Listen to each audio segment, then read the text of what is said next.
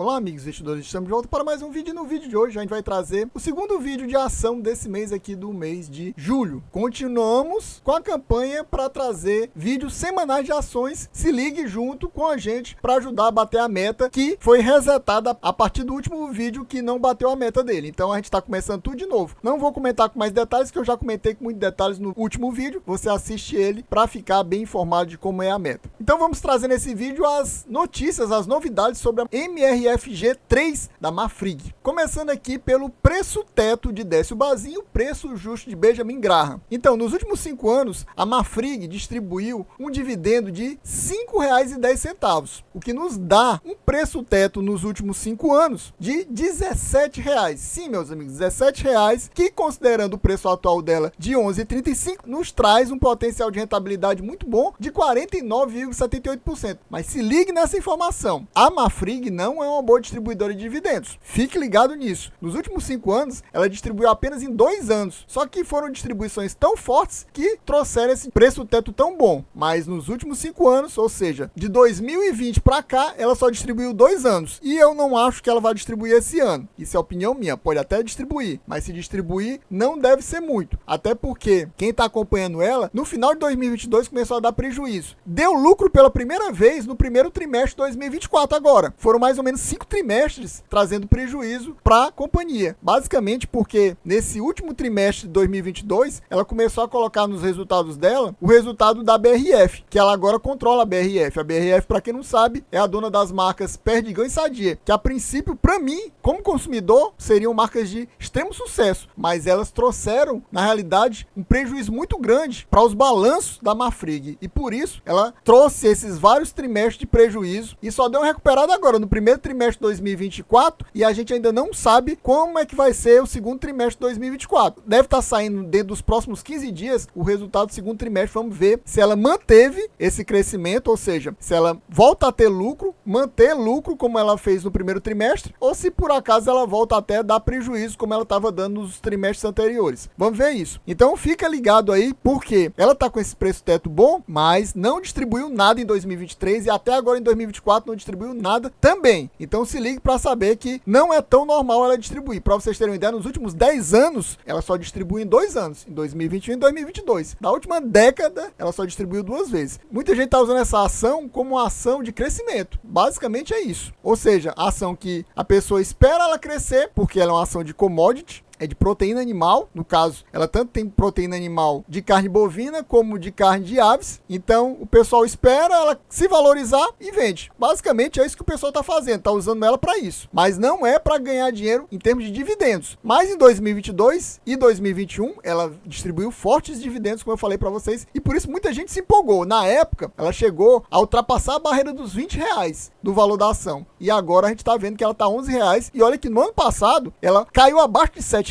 Ou seja, R$ 11 já está um preço muito bom. Muita gente que eu acho que comprou na faixa de R$ 6, R$ 7, provavelmente até ultrapassar essa barreira dos 11, pode ter até vendido já para colocar ganho de capital no bolso. Ela chegou a bater R$ 12 recentemente e agora está nessa faixa de 11,35. E a gente vai tentar trazer para vocês o que é que fez essa ação oscilar tanto o valor da cotação dela nos últimos 12 meses. Vou tentar trazer um resumo para vocês do que eu acredito que aconteceu para fazer essa oscilação da cota no mercado. Daqui a pouco a gente traz isso para vocês. E em relação ao preço justo de Benjamin Graham, você vê que ela não nos traz um preço justo. Por quê? Exatamente porque, basicamente, em 2023, que é quando é calculado aqui o LPA, lucro por ação dessa ação, está negativo. Então, o lucro está negativo. Então, o preço justo de Benjamin Graham depende desse lucro por ação estar positivo. Como está negativo, simplesmente não consegue calcular. Basicamente é isso. Vamos lá passar para o Status Invest para trazer mais informações para vocês. E daqui a pouquinho também, não saia daí, a gente vai trazer para você o que os analistas acham dessa ação no momento. E antes disso, eu gostaria de perguntar para você. Você possui MRFG3 na sua carteira? Tá pensando em colocar essa ação na sua carteira? Tá pensando em aumentar a sua posição? Reduzir a sua posição? Ou até mesmo zerar a sua posição? Me diga aqui nos comentários para a gente trocar informação, trocar figurinhas e tentar bater a nossa meta de 500 views. Sim, 500 views é a meta desse vídeo e dos próximos 3 para a gente voltar a trazer conteúdo semanal de ação aqui no canal. Então se liga para ajudar a gente a bater.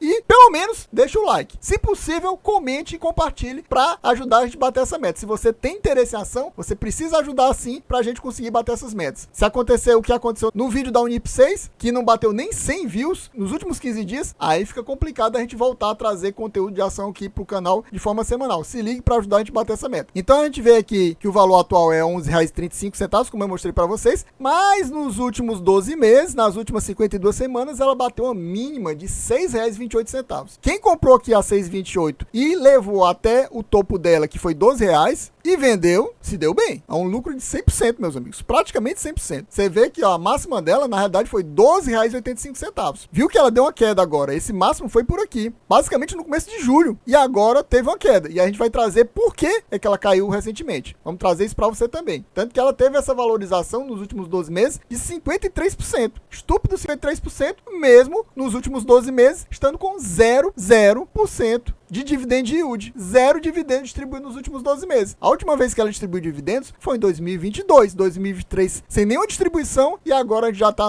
praticamente em agosto, e ela também não distribuiu nada nesse ano de 2024. Mais ou menos um ano e meio sem distribuir dividendo nenhum, como eu falei para vocês. A gente vê que, por exemplo, aqui, no finalzinho de julho, ela estava com esse valor bem baixo. Nessa época, mais ou menos, teve anúncio de IPO. O pessoal parece que deu uma empolgada e começou a subir a ação. Ela chegou a bater R$ 8 e depois caiu de novo. E ela voltou a subir de novo aqui no finzinho de agosto. Por quê? Porque teve a notícia que a Minerva, que é a dona da BIF3, da ação BIF3, iria comprar várias fábricas, se eu não me engano, na Argentina e no Uruguai da Marfrig. Isso valorizou a ação de novo. E ó, ela passou de 6,50 para essa faixa de 7,30, 7,50, 7,40, por aí. Ficou variando nessa faixa. E aí você vê que ela se valorizou e ela foi se desvalorizando até aqui, mais ou menos, quando saiu o resultado do terceiro trimestre. E o que aconteceu no resultado do terceiro trimestre do ano passado? Teve lucro? Não, não teve lucro. Teve prejuízo, mas só que a redução no prejuízo foi grande. Aqui na época, nos resultados do segundo trimestre, a ação tinha tido um prejuízo de mais de 700 milhões e aqui mostrou um resultado de cerca de 100 milhões de prejuízo. Só 100 milhões. Me parece, eu não tenho certeza que seja isso, me parece que por causa disso, e também porque nesse período aqui teve uma nova emissão de debêntures, o pessoal parece que dá uma empolgada também quando tem emissão de debêntures, apesar da emissão de debêntures basicamente endividar mais ainda a empresa, aí o pessoal se empolgou, tanto com essa queda nos prejuízos, que reduziu muito, como nessa emissão de debêntures. Aí você vê que a ação que estava nessa faixa aqui de 6 e pouco, subiu e foi pro patamar de R$ 10, ó. Aí depois 9 alto aqui, ó. E ficou nessa estabilidade aqui, até mais ou menos o início de maio, quando foi anunciado os resultados do primeiro trimestre de 2024, que finalmente voltou a trazer lucro. Foi um lucro baixo? Foi, mas foi lucro. Se o pessoal já tinha dado uma empolgada aqui, quando a empresa tinha reduzido os prejuízos, imagina quando deu lucro. Aí ela subiu mais ainda. Aí foi para esse patamar de 12, 11 e pouco. De novo ficou um patamar alto. Subiu e bateu aqueles 12,85, ou seja, quem trouxe, por exemplo, daqui, ó, até aqui, um crescimento de mais de 100%. E se ele tiver vendido, comprado aqui na baixa e vendido aqui, realizou um lucro absurdo. Só que quando bateu aqui, parece que muita gente resolveu realmente colocar lucro no bolso. Não sei se foi isso. Logo na sequência, teve mais emissão de debêntures. Parece que dessa vez a emissão de debêntures, ou seja, um aumento em endividamento da empresa, deu uma desempolgada no pessoal e o pessoal começou a sair.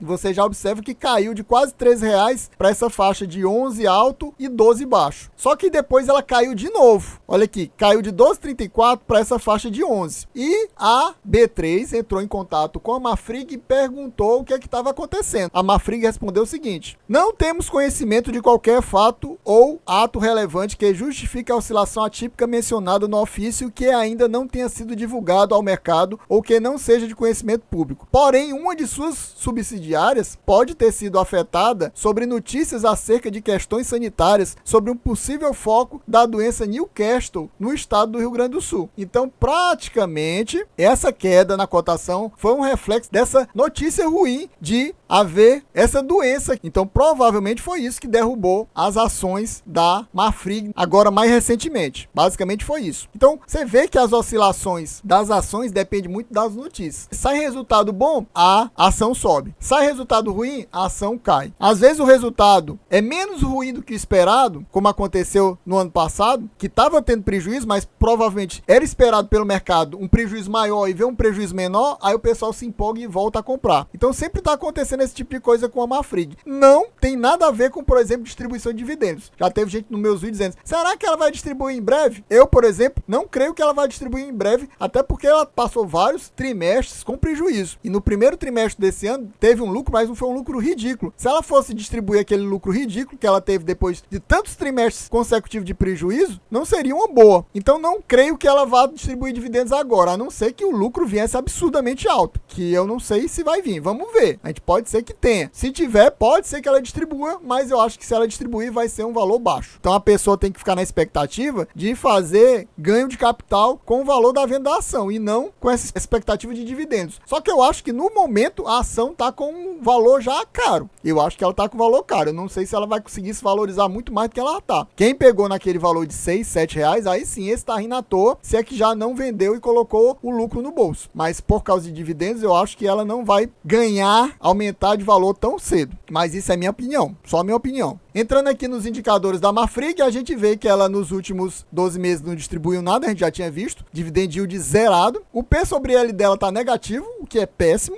sem comentários. O P sobre VP dela está até bom, mas também é só um único indicador bom. O EV sobre EBITDA também está bom, abaixo de 10 é bom, mas o EV sobre EBITDA está ruim, teria que ser abaixo de 10 também, está 21. Em relação a indicadores de endividamento, a dívida líquida sobre o patrimônio líquido, o ideal, segundo os analistas, é que seja 1 no máximo. Para mim, é no máximo meio. E aqui é praticamente 5. Ou seja, a dívida líquida sobre o patrimônio líquido dela é altíssimo. Ela está muito endividada. Você vê que ela vive fazendo emissão de debêntures. No ano passado fez a emissão de debêntures, está fazendo uma nova emissão de debêntures. Então, todo ano é uma dívida nova que ela faz. Então, é complicado. A dívida líquida sobre o EBITDA, o ideal é que seja no máximo 3,5, segundo os analistas. Para mim, o máximo deveria ser 2. E aqui ela está quase 4. Ou seja, a dívida líquida sobre o EBITDA também está ruim. Não está tão ruim como a dívida líquida sobre o patrimônio líquido, mas também tá ruim. A margem líquida, para mim, o ideal é que ela seja acima de 20. Para os analistas, o ideal é que seja acima de 10. E ela tá negativa, ou seja, péssima também. O ROI, para mim, o ideal é que seja acima de 20. Para os analistas, acima de 10 é considerado bom. E aqui tá negativo também. Então são tantos números negativos que fica difícil da gente passar a mão na cabeça dela. Agora a gente vai mostrar para vocês o que os analistas acham dessa ação. O que você deveria fazer com essa ação. Se você deve comprar ela, se você deve vender ela. O que você acha que os analistas estão dizendo pra gente? A gente vai ver agorinha mesmo lá no site da Microsoft Start. Então pronto, amigos, a gente está aqui no site da Microsoft Start, onde 10 analistas analisaram recentemente ela, no dia 21 de julho, e a maioria, na média, indica compra. Sim, você não ouviu errado. Com tanto número ruim, os analistas consideram que está num bom momento para comprar a ação. E não acho estranho não, normalmente é isso. Quando a ação está com os números bons, esses analistas indicam venda. E quando está com números ruins, elas indicam compra. Normalmente é o contrário do normal. Dificilmente acontece com números bons, o pessoal está dizendo compre. Não, normalmente diz para vender. E quando está nos números ruins, indica compra. Então aqui a gente vê que dos 10 analistas, 5 indicam para manter. Ou seja, você não deve fazer nada. Se você tem aquelas ações, não compre mais. Se você não tem, não é para comprar. Ou seja, a metade é manutenção. Mas a outra metade, 4 dizem para comprar forte. Ou seja, comprar forte é porque consideram que a ação está tão boa, meu amigo. Está tão boa que compre logo antes que você se arrependa. E um indica compra. Então, na média, dá compra. Porque são 4 compra forte, com mais 1 compra e mais 5 manutenção. Na média, a indicação é comprar. Sim, os analistas, apesar desse monte de número ruim que eu mostrei para vocês, que basicamente o único número bom é o preço teto, e ainda é um preço teto baseado nas distribuições de dividendos em 2021 e 2022, até o preço teto é distorcido, digamos assim, por causa disso. Mesmo com tanto número ruim, os analistas consideram que está um bom momento de comprar essa ação. E eles consideram que nos próximos 12 meses, o preço-alvo dela seja R$ 14,20. Ou seja, eles consideram que vai chegar até R$ 14,20, e se bater nesse preço, aí já é naquele momento que normalmente quem tem a ação, vende a ação para colocar lucro no bolso e esperar uma nova queda, já que isso aqui é uma ação cíclica. Ela vive de ciclos, porque trabalha com commodity, é uma commodity de proteína animal, que normalmente tem essa oscilação, ela sobe e desce, mas o ciclo dela tá, no momento, ainda de alta, porque baixa mesmo foi no ano passado, mas 3 anos atrás tava lá no topo, a ação tava custando mais de R$22, e agora tá nesse valor aqui, que é bem baixo, considerando 3 anos atrás, mas que é bom considerando o ano passado. Então, pessoal, a gente vai ficando por aqui, espero que vocês tenham gostado. Quem gostou já sabe, se não for inscrito, se inscreva agora mesmo, já deixa aquele likezão, já comenta aqui, para ajudar a gente a bater a meta de 500 views, sim, 500 views, para a gente continuar na nossa campanha de 4 vídeos de ações seguidos, batendo 500 views, para a gente conseguir novamente trazer conteúdo de ação de forma semanal. Então se ligue, ajude a gente, pelo menos deixando o like e, se possível, comentando e compartilhando esse vídeo para a gente bater nossas metas. É isso aí, valeu, até a próxima e fui!